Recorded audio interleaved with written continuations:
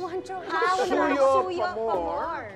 Yung luluwas ka pa Maynila para lang habulin siya. Eh, paano kilala namin? Story mo ba to kay Joyce? No. Okay. Ano to? Di ba ako showbiz noon? Nakatira kami sa Santa Rosa, Laguna. And my girlfriend during that time was studying in UST. Okay. Tapos nakipag-break siya sa akin ng time na yun. Eh wala akong car, wala akong anything. So pinipilit ko yung parents ko na magko-commute ako. Okay. Magda-tricycle ako, tapos magbabas ako, tapos mag-LRT, tapos mag-jeep papunta dun sa place niya para suyuin siya. So during that moment, kasi when you're, di ba, in that moment, ang hirap talaga.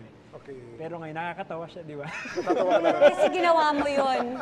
Yes, ginawa ko siya. Ginawa mo yun only for you to not end up with her. Oh, by the way, gusto ko lang ikwento, no? Kaibigan ko yung kapatid mo, si Kat. Yes. Si Kat Trevino, na kapatid ni Paolo, is very active in some mind wellness, mental health. Okay. She's a counselor and she gives seminars. Alright, nice one, guys! Uy! Na-miss ko yan, Paminsan-minsan na lang siya, Mars. Tarantanong!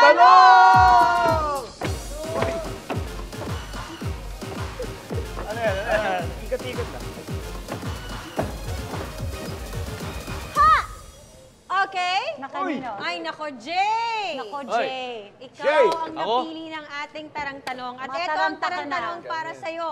Okay. Tingin ka kay Cams. Huwag ka tingin sa iba. Yan. Nag-break na kayo noong isang taon ng girlfriend mo for 6 years na isa ring kapuso. Ang tanong, hindi ka pa rin ba nakaka-move on up to now? Oo o hindi? 5 seconds to answer, no explanation. Go!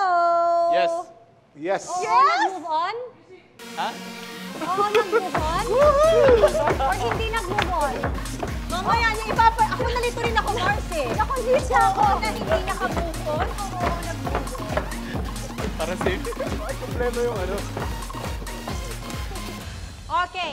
Teka lang, nalito ako. Pero- Okay, so oo, nag-move on ka or oo, hindi ka pa naka-move on? Sige.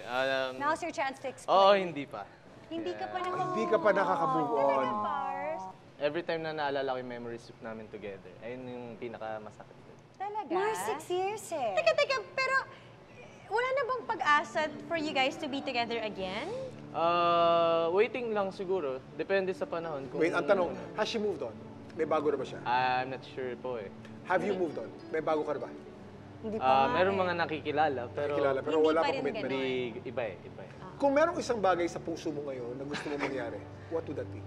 Sana maging okay. At Sana maging kayo ulit. Maging kayo ulit. Alam mo, Nagkita na ba kayo ulit? Have you worked together again? Or...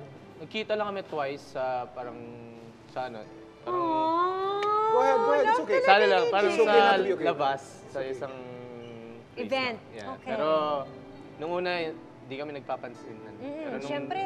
nung pangalawang time na nakita ko siya, kinausap ko na siya. Ayan. Bro, what if she's watching right now? Anong gusto mo sabihin sa kanya? Sana ano. Go! Hirap eh. Pero, ayan, I'm happy for you. Ayun na. Do you want her back? Yeah, sana. Let's see. Pero, Time will Pinagdadasal tell ko na, yun. Pars. Oo. Sa tamang panahon, Yeah. kung God's talagang will. will ni God. yes. Yes. Woo, Mars! Parang ngayon ako nagaling sa Mars.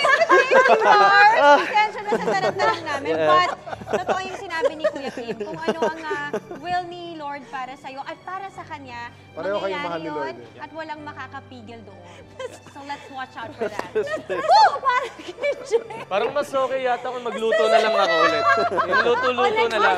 Okay. Hindi, pero baka mamaya Mars. magluto ka pa habang umiiyak. Kaya nga, O, gusto mo ba babawi yun? tayo kay Jay. Babawi kami sa'yo. Up next,